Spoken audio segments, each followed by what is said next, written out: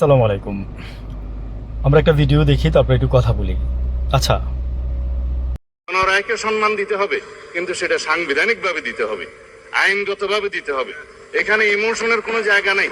রাষ্ট্র ইমোশন দিয়ে চলে না, রাষ্ট্র চলে সংবিধান দিয়ে, আইন দিয়ে, কানুন দিয়ে। তা আমরা সেভাবে যাই। আমি বিরোধী দলের মাননীয় বিরোধী দলে না থাকে যথেষ্ট সম্মানের সাথে এটা প্রস্তাব দিতে চাই যে আসুন। আবেগ দিয়ে জীবন চলবে না, এটা আমরাও জানি। আবেগ নিয়ে বসে থাকলে ঘরের মধ্যে কেউ পেটে এসে ভাত দিয়ে যাবে না। সালাউদ্দিন সাহেব, আমি আপনাকে বলবো যে হয়তোবা আবেগ দিয়ে জীবন চলে না, কিন্তু আবেগ দিয়ে কিন্তু এই জুলাই হয়েছে।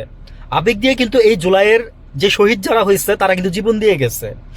একটা মরলে আরেকটা দাঁড়াই থাকে।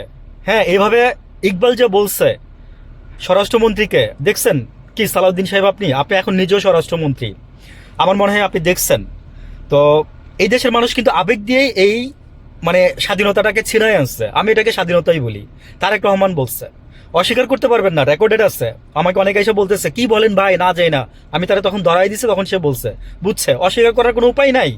আমি বললাম না যে this is the generation. Tarique Rahman Saheb, আপনার ঘরেও আমাদের জেনারেশনের মতো মানুষ আছে। আপনি তাদের কথাগুলো অন্তত শুনেন। নাকি তারা রাজনীতি বুঝে না? আমরা যখন ছোট ছিলাম আমাদের বাপ মা ঘর থেকে সরাই রাখছে অন্য বিষয় নিয়ে, যে বলতো যে না তোমরা বুঝো না, আইসো না। কিন্তু পরে দেখা গেছে কি হিতে বিপরীত হয়েছে। আমরাই বুঝতাম, তারাই বুঝতো না। তা আমি সেই এক্সাম্পলটা এই কারণে দিলাম যে দেখেন, এই জুলাই কিন্তু মানে জাস্ট ইমোশন দিয়েই হয়েছে। জুলাই ইমোশন দিয়েই হয়েছে। চিনে না, গুলি খাইছে। হ্যাঁ, পুলিশের ছেলে গুলি খাইছে, এরকম তাকে না নিয়ে যায় নাই, সেই ছেলেটাকে আবার পায়ে গুলি করছে যে নিতে যাচ্ছে।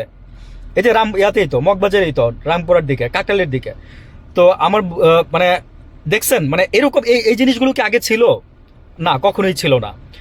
স্বৈরাচারী নিপাত যাক, গণতন্ত্র মুক্তি পাক। নূর হোসেন ওই তখন একজন শহীদ হয়েছিল, সেও আওয়ামী লীগ করতো। তো দেখেন, আওয়ামী লীগ, আমি বললাম না যে আওয়ামী লীগ এই দেশের একটা পুরনো দল।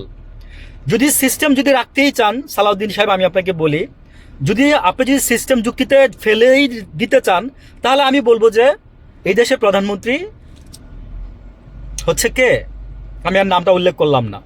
আপনি বিচার মানি তালগাছ আমার, হ্যাঁ, তারপরে হচ্ছে এরকমই বিষয়টা দাঁড়ায়। তারপরে আপনি বলতেছেন যে আর আর মাত্র 29 দিন আছে, আর 29 দিনের মধ্যে সবকিছু শেষ হয়ে যাবে। বাংলাদেশের মানুষকে আপনারা এত বোকা, এত বোকা, এত বোকা ভাবেন, এখন পর্যন্ত স্টিল নাও বাংলাদেশের মানুষ সেই বোকা নাই ভাই। আপনি দেখতেছেন যে হাসিনাকে খেদাইছে,